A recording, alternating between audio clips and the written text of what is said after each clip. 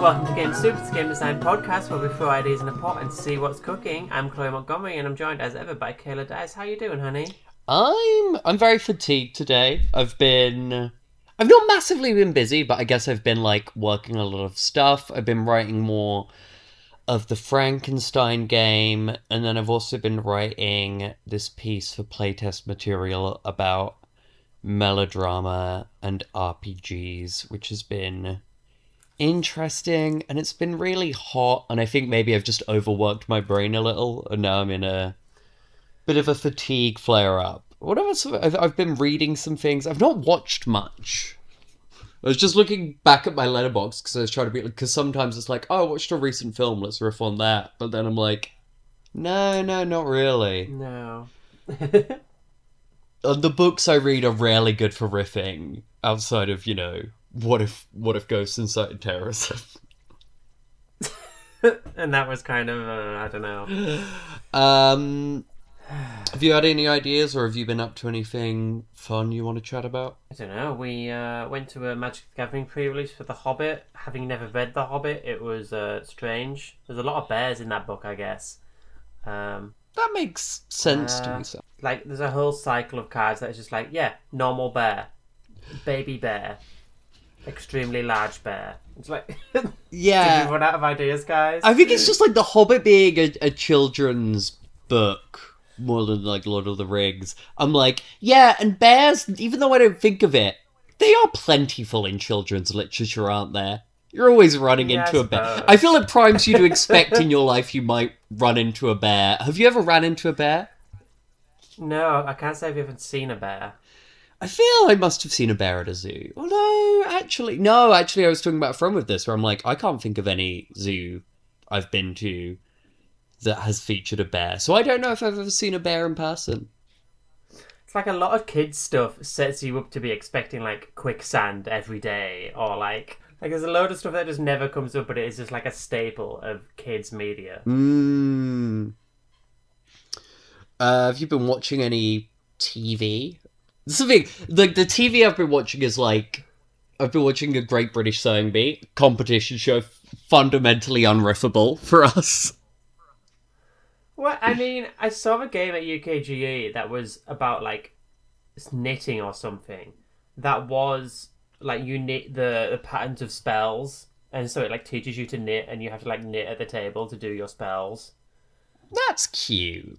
Or crochet or whatever. So yeah, you could probably do something with a cross stitch if you wanted a very sort of simple thing. But that is fun. But what have I been watching? It's Star Trek, and that's it. That's all I've watched this week. What episodes did we watch? There was one where Picard lived an entire life in his brain. In 20 minutes, he lived 30 years. So that's not really anything. That's just living a life. Yeah, I suppose living a life on a weird, dilated time period thing is kind of just the innate fact of playing RPGs. Yeah. I went and saw a comedy, a musical docu-comedy about the canine cosmonauts. That was fun. Also hard to riff on. What were their names? Laika. Yeah, and the gang. The gang. Go on then. You are dogs on a mission sent into space. And you have to do spaceship stuff, but you are dogs and so don't have hands or thumbs. I mean, do you have much interest in a space game? I feel there's certainly a game here. We can get a zine out of this. Well, what I was, I guess, more questioning here is what kind... Because I guess maybe an amusing angle here is doing, if you're doing something historical, actually doing, space flight. But obviously there, it's the dogs don't necessarily actually do so much. But there's maybe something interesting in exploring a game about, very difficult space flights rather than, space flights as just trains. Yeah, no, I'm saying like we have it's a spaceship and they're going up to I don't know the ISS or something like that, and you as the dogs have to fix a bunch of problems that happen from a big random table. It's like, oh, we need you to do a spacewalk. Can you figure out how to get your helmet on first? Like, So it's sort of QWOP-based TTRPG almost.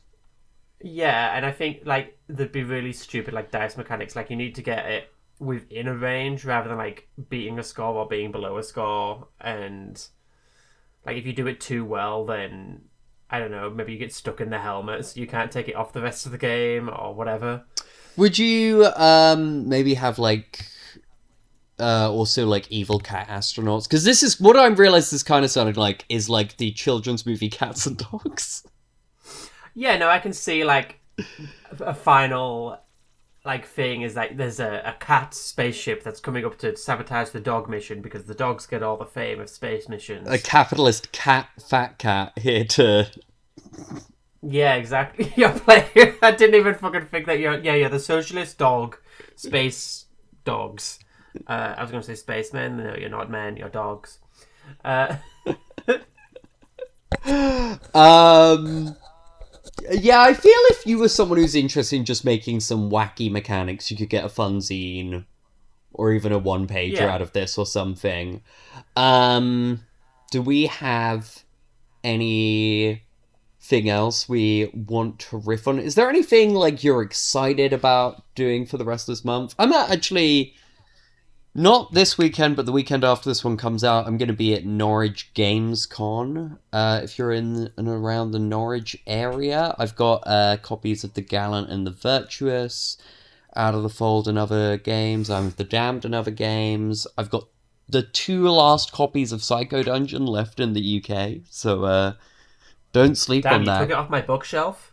No, but I mean for sale in the Yeah, UK. for Okay.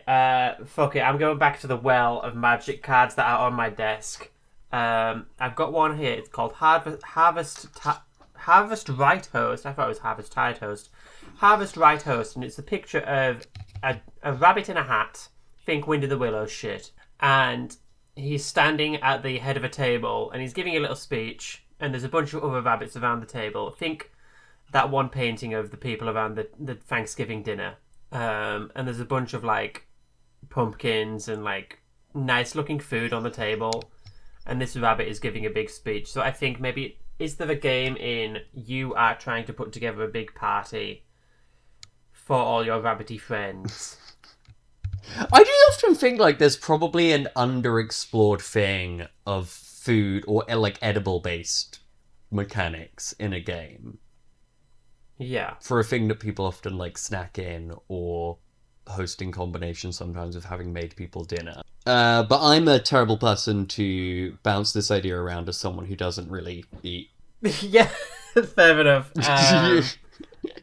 You know what I Damn, mean? bro. I'm like, yeah, feast. You're really giving me nothing. I'm not gonna lie to you. I thought I was like, yeah, I could definitely knock an episode out of this. So far, I'm like, oh man, I've been a bad conversational racketeer. But I was like, yeah, is there anything? I've still not seen the Odyssey. Have you seen the Odyssey yet? I've not seen the Odyssey. No. Is there any film you're excited for? Oh, you said, have you seen Spider-Man? You said you wanted to talk Yeah, about I went to see Spider-Man Spider-Man last on week. launch day. Yeah. I've not seen the new Spider-Man, but I'm a fan of Spider-Man, of Spiders-Men. I've not seen any of the MCU Spiders-Men, but I've seen the first They're 5 mid. Spider-Man films, as in, like, all the Tobys and Andys.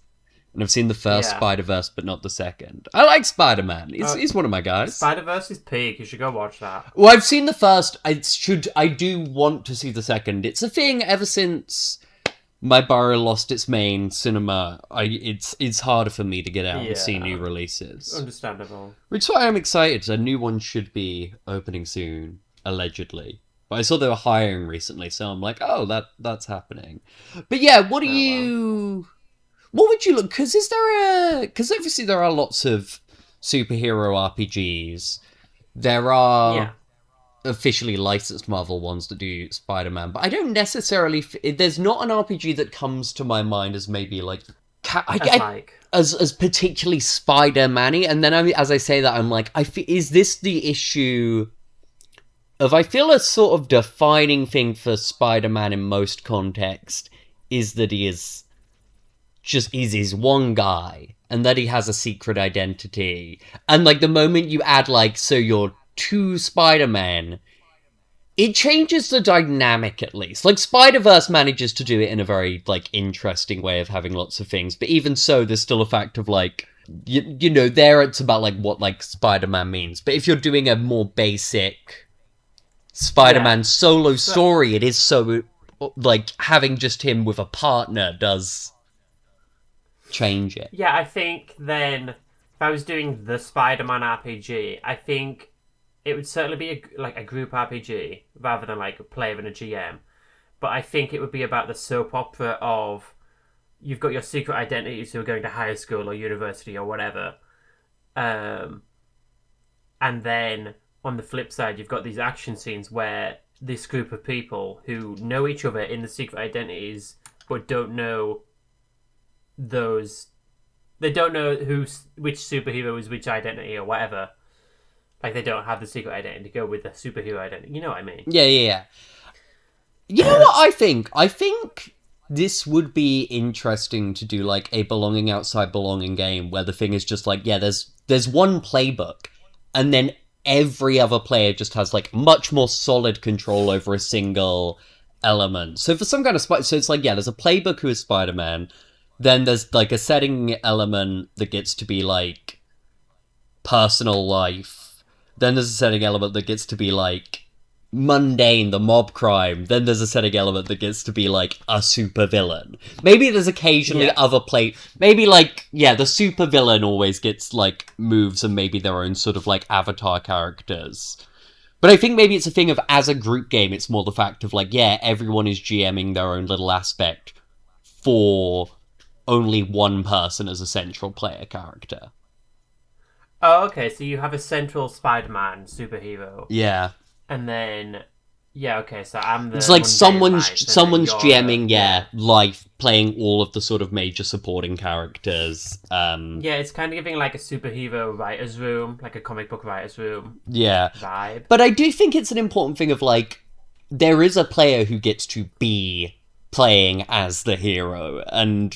Yeah. I feel maybe like you pass it around each session or something, but... Yeah, on a session-by-session basis, you could rotate. I feel for a single session, though, it's like, they get to be the hero the whole time. I think you kind of... Yeah. Would dampen the impact if you turned it into a whole, like, oh, we're all collectively playing the hero and telling the story. I think it is funner if, when you are, like, the GM who's doing, like, the personal life, you get to really challenge them in the secret identity thing, as well as the player playing, like, all of the supervillain, like, the main supervillain of an episode or whatever. They get to have, like, most fun with that. I kind of fuck with this, and it's like, oh, we maybe have too many playbooks for, like, we have more playbooks than the expected amount of players, so, like, you never have everything in one episode, as it were, one issue. Yeah, I think... you never have, like, everything. Yeah, and definitely, I feel like you'd need to... I definitely, if I was writing this, would, like how I did in Swamp Creature and Psycho Dungeon, which I took from Galactic 2E, have, like, the setting elements have their own token economy. And they'd be sort of the maybe more crunchier roles, where almost a likeness then of the, like, oh, yep, being vulnerable, gaining tokens, spending them doing cool Spider-Man shit is funner. It's like, yeah. As the elements or whatever, you're having to, like, really set up your, like, plays to inconvenience them. And it's like, I spend a token and wrap you up in web and do a fun quip. But yeah, I think it is a thing of, like, if you wanted to be more granular things, it's like you maybe don't have one playbook that is supervillains. You have one playbook that gets to be, like, weird science. And so... Yeah, exactly, yeah. One playbook that gets to be, like, the mob.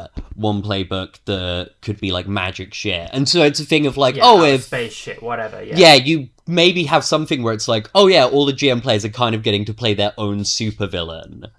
or they're if it's more that it's only a free player game and it's one person doing the social life and one person having picked weird science, it's like, cool, that's going to be the supervillain for this, and otherwise the other elements are just sort of more rounded, accomplished together. Yeah. But I feel like we come up with fun superhero ideas enough, and given that I do like Nemesis Retribution, and once it's sold out, I'd probably want to print it in a collection, I am like, yeah, I do feel like a day will come when I go back for the Game Soup archive of episodes and pick out whatever I think our best superhero ideas were. Yeah, I mean, I could see myself writing for this. Like, I like the idea of having, like, lots of, like, oh, I don't have to, for the superhero book, I don't have to do very, like, vague, concoct a villain plan or whatever. It's like, no, it's the weird science one. I know specifically what I can do in science stuff. Yeah.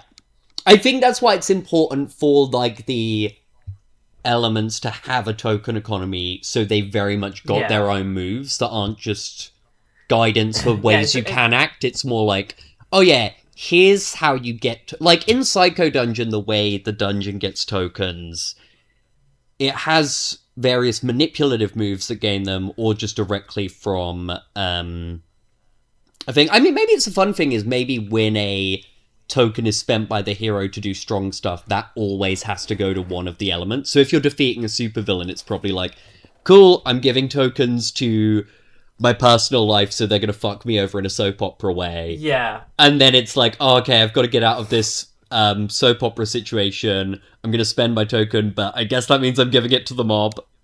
It's kind of just guides, like... Which I think there is the fun thing of Spider-Man is juggling his responsibilities. This definitely is a game that is emphasizing the how are you juggling your responsibilities aspect of superheroes, rather than like a question of power scaling, or even... Yeah, it's not a power fantasy, it's would you be able to handle all this shit? Yeah, it's definitely superheroes as soap opera. Yeah. Which, like, this... at the best, honestly, let's be real. It's definitely the mode I'd be most interested in operating in, telling a superhero thing. I was also in thinking of this while I was sort of like, how is this meaningfully doing something different from Anyone Can Wear the Mask? And I think it is more like, yeah, it's more about the juggle with the personal life rather than the relationship of a hero to their city in such a bigger same way. I can see myself doing this. You could have the city as a playbook, but like... But I think the city's maybe more built by all of the playbooks in combination. Yeah, no, it's probably built by the rest. You understand it as a place of like, oh yeah, here it's got like... With personal life, that could be probably... You could break that down more of having like family and friendships versus like job. So then you get like your J. Jonah vibes or other kind of things. And I think it's really like... fuck with it. I feel like...